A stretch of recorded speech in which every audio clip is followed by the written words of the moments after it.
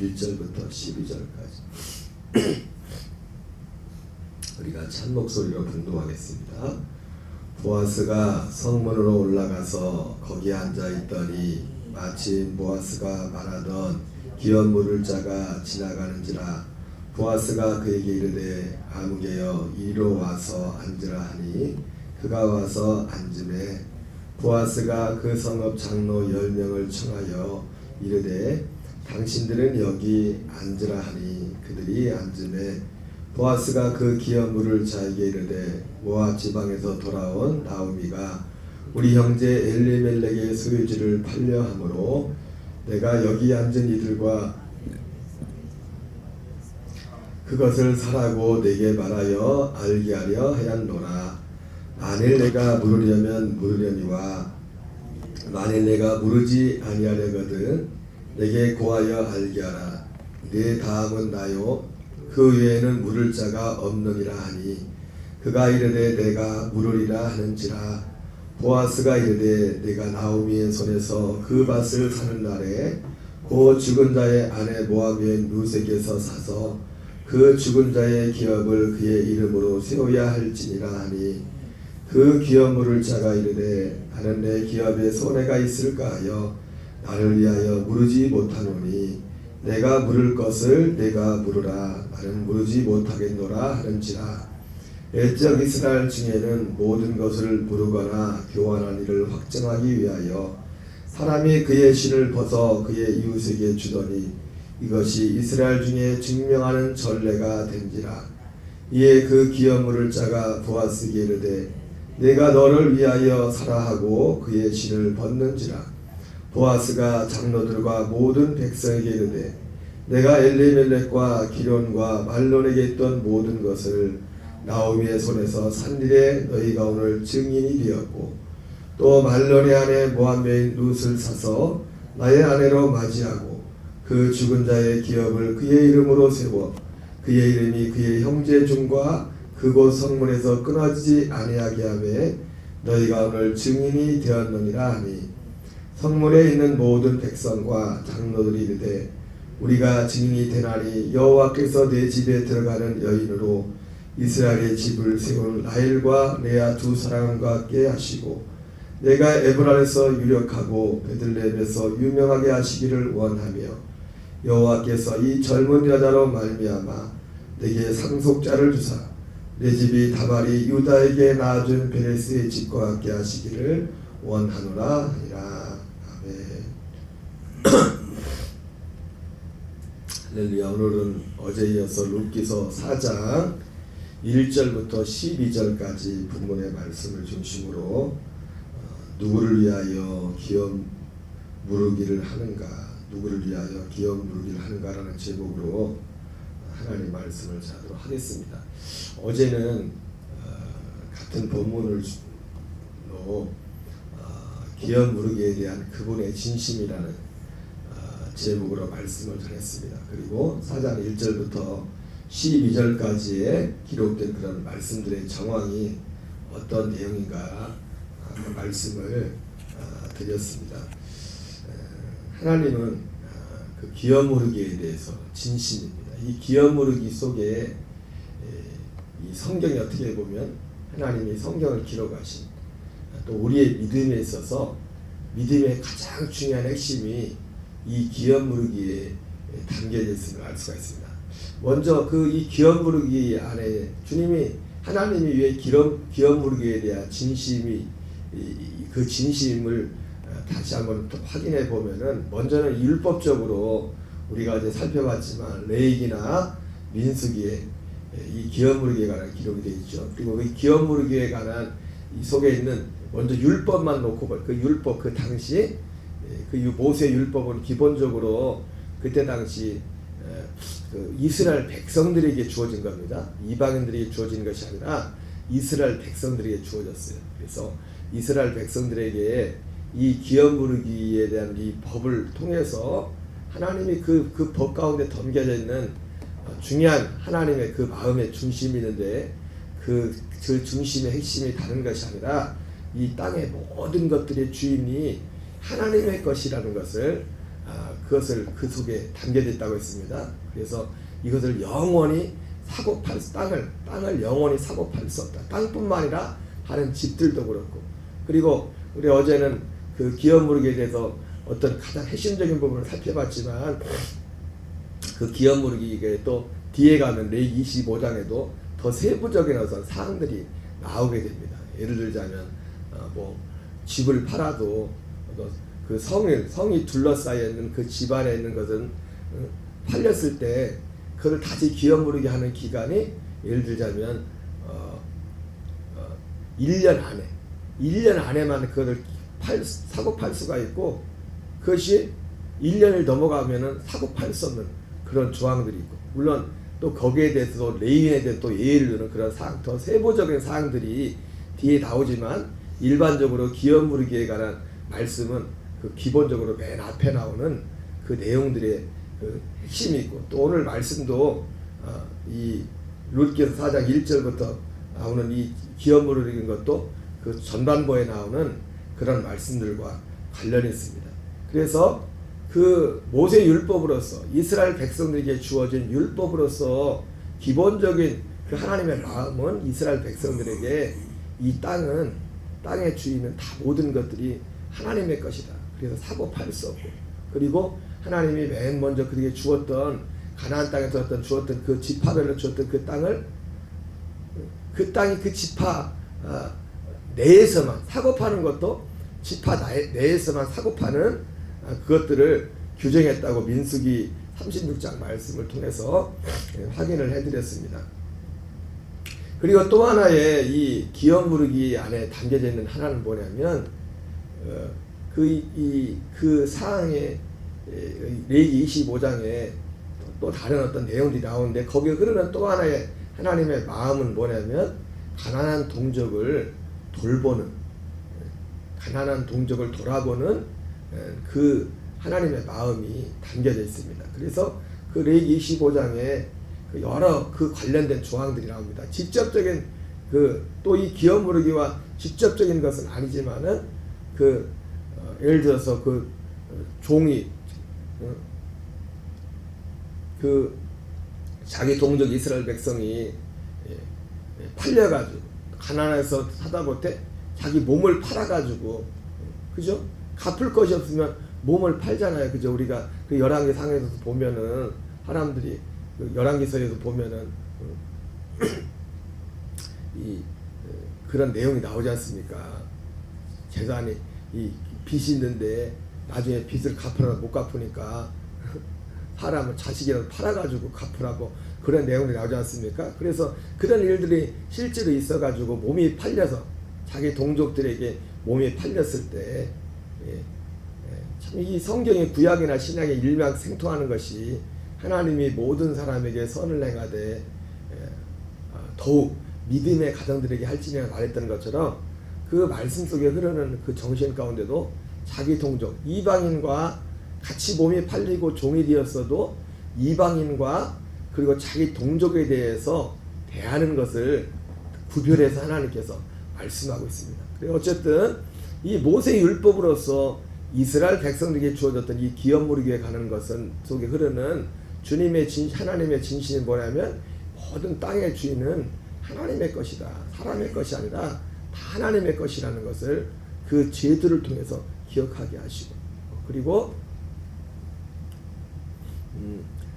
바로 그 가난한 어려움을 당한 그 백성들을 돌아볼 것을 말씀하고 있습니다. 그리고 두 번째, 이 기업무르기에 대한 진짜 주님의 그 중심, 진심은 사실은 모세 율법으로서 이스라엘 백성들에게, 유대인들에게만 기본적으로 1차적으로 주어진 것이지만, 그러나 하나님의 이 진심은 바로 모든 구원받을 모든 백성들을 위한 하나님의 구원의 완성을 향한 하나님의 그 마음이, 중심이, 진심이 이 기업무르기 속에 담겨져 있어요.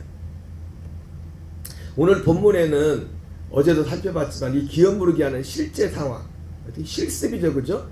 실습하는 이런 상황을 이렇게, 물론 다 모든 내용을 다 묘사하는 건 아니지만은 어떤 중요한 어떤 부분들 그런 것들을 묘사하고 있는데 여러분 이 기업 무르기 어제도 말했지만 이 기업 무르기의 보아스는 결국 누구라고 했습니까? 우리 주 예수 그리스도라고 했죠. 그리스도가 기업 무르는 보아스와 같은 그런 역할을 하시는 분이 예수님이십니다. 예수님이신데 기업 무르기라는 것 자체가 빼앗겼던 팔렸던 그 땅이나 재산을 다시 되사오는 행위지 않습니까? 그런 것처럼 예수님께서 이 땅에 오시는 목적은 뭐냐면 나에게 빼앗겼던 그 땅을 다시 되찾아서 우리 되찾았어. 아담과 하와가 빼앗겼던 아담과 하와가 팔린 거죠. 죄로 인해서 팔렸죠. 실제로 그 레기 25장에 나오는 이스라엘 백성들이 땅에 팔린 것은 가난한 그런 것들 때문에 땅에 팔린 거지만 이 땅이 누군가에게 다른 사람에게 넘겨진 거지 않습니까? 이게 참 원리가 그런 게 뭐냐면 하나님이 아담과에게 줬지만 사실 그게 아담과 하와께 아니잖아요. 누구 거죠? 하나님 겁니다. 잠깐 맡겨둔 거예요. 그러니까 레기 25장에 나온 그 말씀이나 이것이 다 하나로 가는 겁니다. 이 땅에 우리가 가진 물질이나 그 어떤 물질이나 어떤 소유 모든 것들이 우리 것이 아무것도 없어요. 그래서 우리가 보통 청직이라고 하지 않습니까?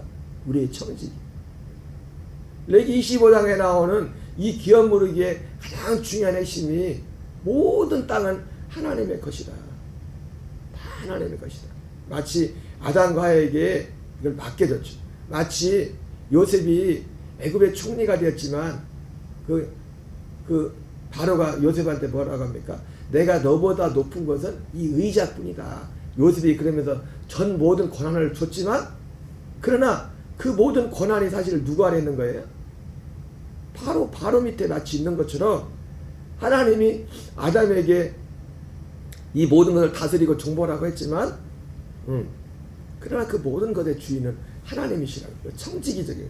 그럼에도 불구하고 그 권한이 그 권리가 아담과 하와가 죄를 범하로 말미암아 진 자는 이긴 자의 종이 된다 말하는 것. 이 권리가 마귀에게 사단에게 넘어갔습니다. 이 권리 세상을 다스리는 권리만 넘어간 게 아니라 아담이란 존재 자체가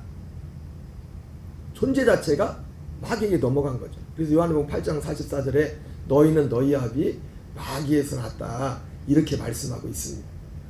그래서 우리가 여러 번 말씀드렸지만 그래서 예수님께서 오셔서 예수 믿는 자들에게 있어서 그 기업 우리에게 영원한 기업이 바로 이 두 가지를 회복시켜주는 거라고 회복시켜주는 거예요. 이것이 기업 무르기와 관련된 겁니다. 그래서 오늘 사실 본문에서도 이 보아스가 두 가지를 물려주지 않았어요. 두 가지를 팔렸던 그 땅뿐만 아니라 누구요?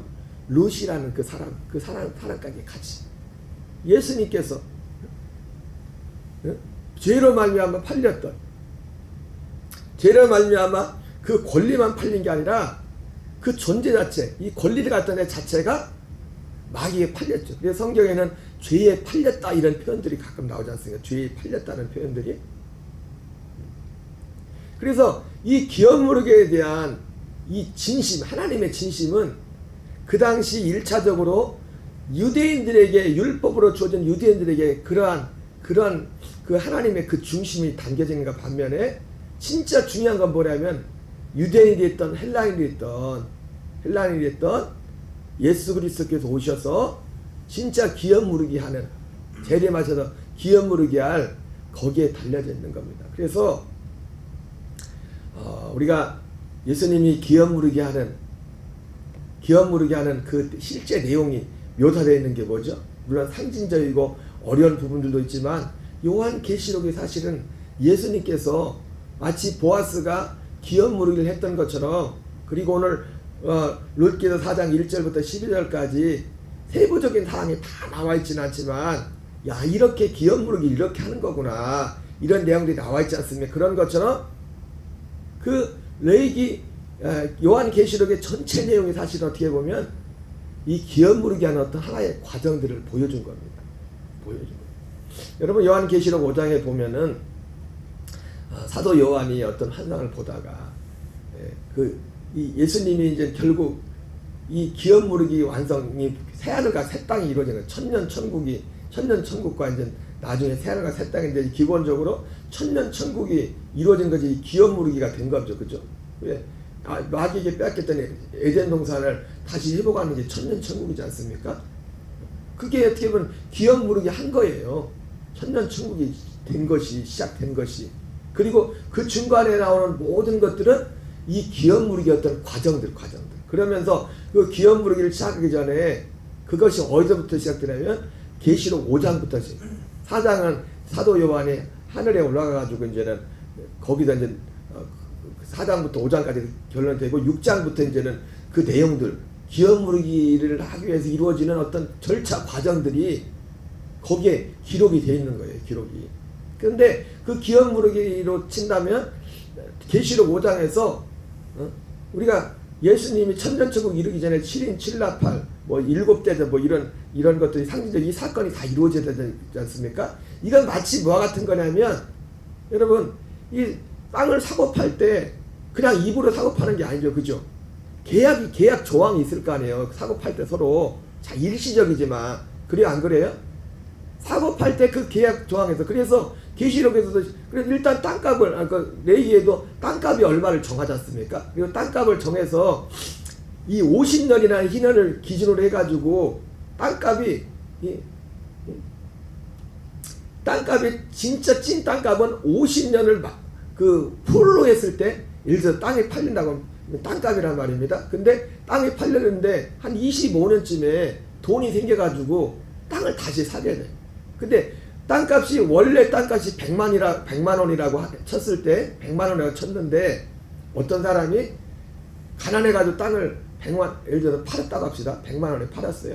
팔았는데 한 25년쯤에 돈이 생겨가지고 다시 그 땅을 다시 되사요. 어제 말씀드렸지만 그 사람은 땅을 팔아야 될 의무가 있습니다. 산 사람도. 왜? 그게 하나님의 것이 아니기 때문에. 그 사람의 것이 아니라 하나님의 것이고 그리고 제1번의 권리는 돈 많이 주는 사람이 아니라 원래 그 땅의 주인, 그 지파의 주인이 그걸 살 권리가 있어서 그래서 50년을 희륜을 잡았을 때 100만 원으로 팔았었는데 25년쯤에 돈이 생겨서 땅을 다시 기업 무르기를 한다. 자기가 본인이 일단은 가장 먼저는 이 기업 무르기를 할 수 있는 권한이 본인에게 있는 겁니다. 땅 되파는 사람이 살 수가 있어요. 오늘 같은 경우는 그런 경우가 되지 않기 때문에 근족인 또 그 사람은 죽었기 때문에 그 근족인 친족인 보아스나 그 앞에 있는 사람이 와서 이 땅을 되팔아 주는 겁니다. 다시 기업 무르기를 해주는 거예요.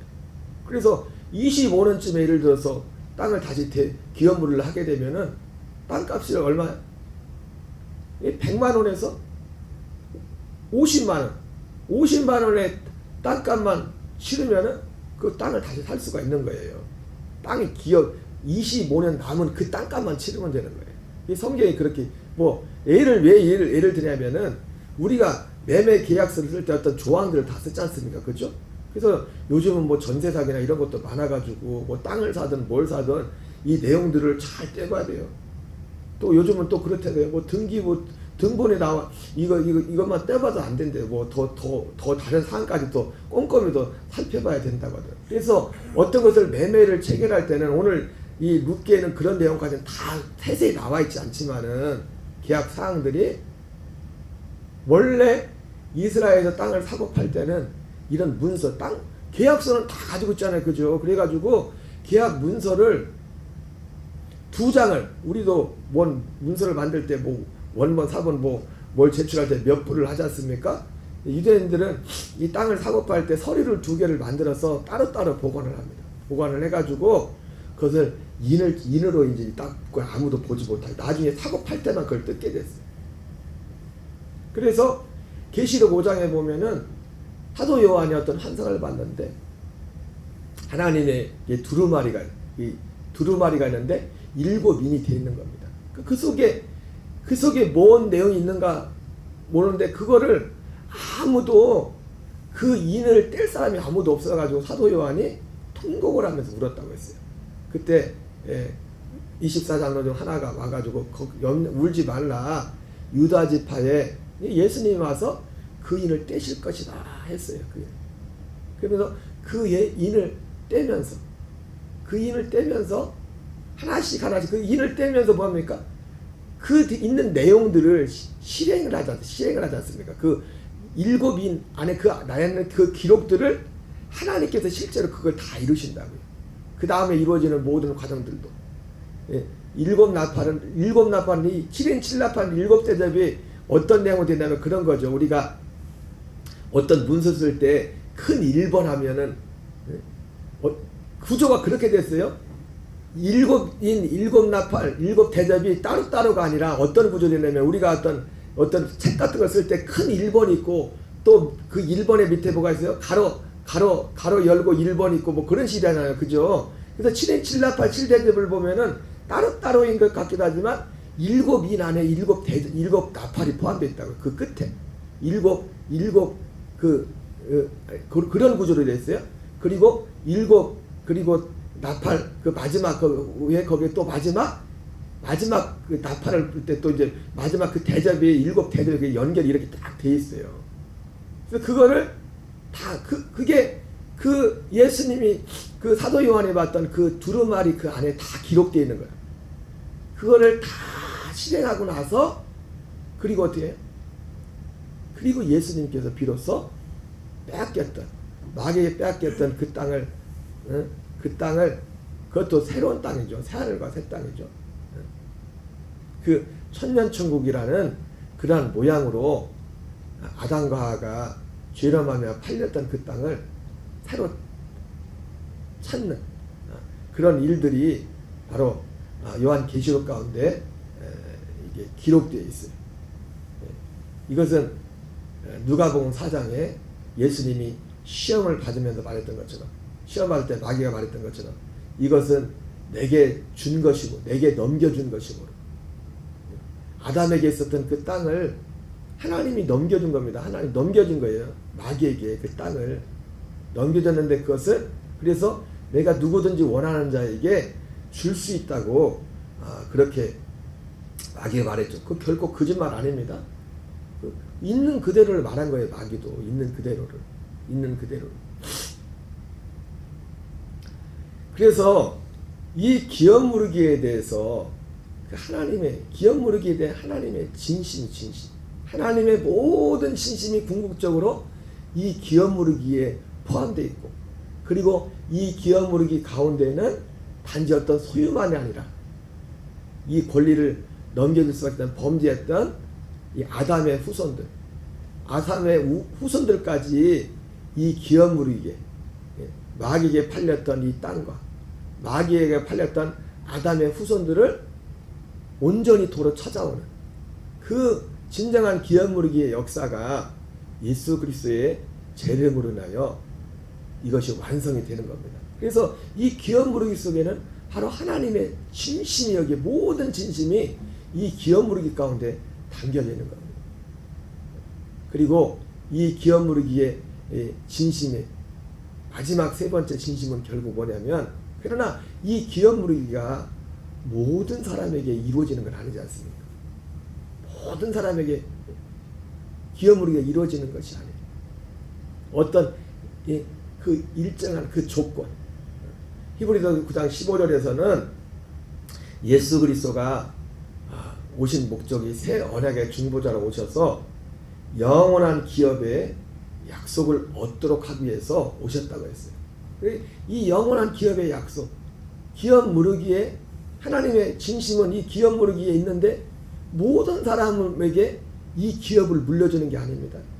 그리고 그래서 이 하나님께서 우리를 예비하신 영원한 기업은 또 두 가지라고 두 가지. 그 나라와 그 기업 무르기의 대상이 되신 우리 한 사람 한 사람을 예수 그리스도와 같은 부활의 몸을 생명의 부활의 몸을 입히는 것. 이 두 가지가 하나님의 영원한 우리의 기업, 영원한 기업, 믿는 자들의 영원한 기업. 그리고 그 하나님의 이 진심, 기업 무르게 된 이 진심은 결국 누구냐면 모든 사람에게가 아니라 자기 백성에게. 하나님은 모든 사람을 구원하길 원하지만 자기 백성을 구원한다고 했어요. 이 하나님의 기업으로 영원한 기업은 결국 누구에게 줍니까? 히브리서 11장에 나오는 그 믿음의 계보를 따르는 그 사람들에게 하는 겁니다. 오늘 이 룻기서에도 나오지만은 원래 이 기업 무르기를 할 사람이 할 그 순서가 순번이 보아스 말고 다른 사람이 먼저 친족이 있었지 않습니까? 그래서 이 친족이 처음에는 자기가 하겠다고 했어요. 자기가 하겠다고. 근데 두 번째 조건 때문에 아유 어차피 뭐 돈 주고 사는 거니까 내 땅이 되는 거니까 돈이 있으니까 그냥 그렇게 하면. 근데 룻을 같이 그 룻을 아내로 취해가지고 어떻게 해요? 엘리멜렉의 이름으로 룻을 취해서 아기를 낳아서 이 땅을 엘리멜렉의 이름으로 이것을 잇도록 하기 위해서 룻을 취하라고 했더니 두 번째 조건 때문에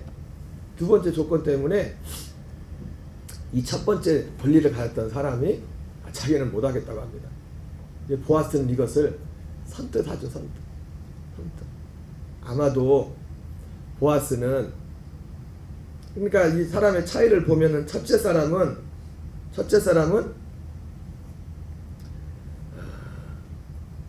이 첫째 권리자는 돈 때문에 포기했지만이거든. 사실 돈 때문에 포기했지만 이 두 번째 권리를 가졌던 이 보아스는 돈을 포기하고 룻을 선택한 겁니다. 룻을. 이 선택의 이 지금 핵심 이 권리를 이걸 이행하느냐 이행하지 않느냐는 사실 땅에 있었던 게 아니라 어디에 있었어요? 땅에 대해서는 땅에 대한 권리를 이행하는 거는 첫 번째 사람도 그걸 오케이 했다고요. 근데 두 번째 것에 걸렸죠. 그죠? 사람에 관해서. 룻에 관해서. 첫 번째 이 권리자는 돈 때문에 그 룻을 포기를 했고 보아스는 돈을 지불하고서라도 룻을 어쩌면 보아스 입장에서는 첫 번째 땅을 무르는 것도 있었지만은 이 룻에 관한 그 마음이 더 있었음을 또한 볼 수가 있어요. 그 대목을. 그래서 그 앞에 3장 18장에서 사실 이 사건이 있기 전에 이 자초지정을 보아스가 룻이 시어머니 나오미에게 말했을 때 지난번 살펴봤자 그런 얘기 하지 않습니까? 야, 내 말을 가만히 들어보니까 이 보아스라는 사람이 서둘러서 오늘이라도 이것을 실행하겠다. 그 말을 나오미가 했던 거 뭐냐면 그 되어지는 상황과 보아스가 룻에게 했던 말들을 볼 때 여러분 우리가 안 믿는 사람들도 촉이 있다고 여자분들이 촉이 있다고 저 어떤 걸로 촉이 있다고 이 사람이 뭔지 모르겠지만 이 사람의 진심이 있구나 기억력이. 그리고 이 룻에 대해서 가지고 있는 그 어머니인 기생했던 라합이었던 그런 양도 있지만 어떤 신앙적인 영적인 믿음에 관한 육신을 떠나서 그런 것이 있구나. 그것을 나미가 느꼈던 거예요. 그래서 오늘 보아스가 기업을 물은 진심은 이 땅도 땅이지만 이 기업 물음 대상에 들어가는 이 룻을 보면서 마치 히브리서 11장에 나오는 그 많은 믿음의 사람들과 같이.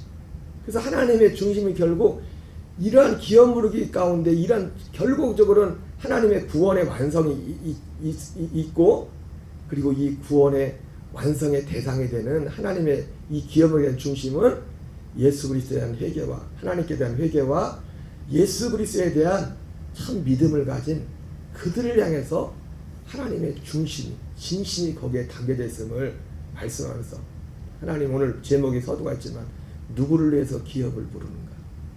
이 기업 무르기의 마지막 하나님의 진심은 결국 누구를 위해서 이것을 시행하는 겁니다. 누구를 위해서. 오늘 우리의 삶 속에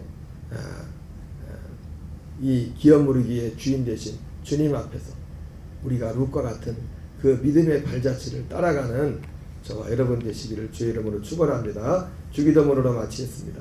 하늘에 계신 우리 아버지여 이름이 거룩히 여김을 받으시오며 나라의 마옵시며 뜻이 하늘에서 이루어짐과 같이 땅에서 이루어지이다. 오늘날 우리에게 일용할 양식을 주옵시고 우리가 우리에게 죄지